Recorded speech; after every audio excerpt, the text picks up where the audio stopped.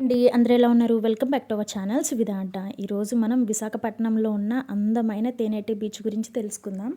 ఇక్కడ పార్కింగ్ ఉందండి. So, road సైడ్స్‌న మనం బైక్ పార్క్ చేసుకోవచ్చు. అదే కార్ పార్క్ చేసుకోవాలంటే సెపరేట్‌గా పార్కింగ్ ఉంది ఆపోజిట్ రోడ్‌లో. ఈ తేనెటే పార్క్ నుంచి సముద్రం వ్యూ చాలా బావుంటుందండి. ఇక్కడ బెంచెస్ ఉన్నాయి. మంచిగా ఫ్యామిలీతో కూర్చొని రిలాక్స్ అవ్వడానికి. అండ్ మంచిగా చుట్టూరు చెట్లు. ఇక్కడ నుంచి ఇలా పైన వ్యూ పాయింట్ ఉంటుంది. అండ్ ఇక్కడ ఎవరైనా ఎక్సర్సైజెస్ చేసుకోవాలి, జాగింగ్ చేసుకోవాలి అంటే మంచి ప్లేసు. ఈ తేనెటే బీచ్ వైజాగ్‌లో అత్యంత శాంతమైన బీచ్‌ల్లో ఒకటండి. సముద్రం అలలు, పచ్చని పార్క్, రాళ్ళతో కూడిన తీర ప్రాంతం ఇవన్నీ కలిసి చాలా బ్యూటిఫుల్‌గా కనిపిస్తుంది.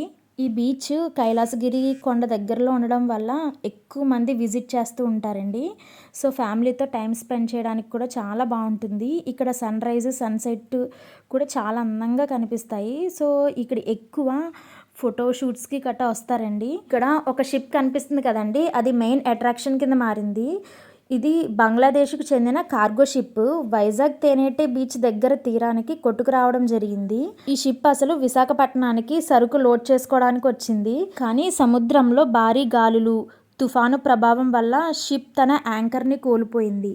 దీంతో ఆ షిప్ సముద్రంలో నిలవలేక అలలతో పాటు తీరాన్ని దగ్గరికి వచ్చి తేనెటే పార్క్ వద్ద ఇరుక్కుపోయింది. 2020 నుంచి అక్కడే ఉందండి. దీన్ని ఎవరు తీసుకువెళ్ళలేదు.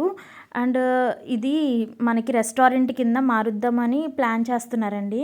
సో, ఇక్కడ మెయిన్ ఏంటి అంటే సముద్రంలో అలలు ఎక్కువ వస్తాయి.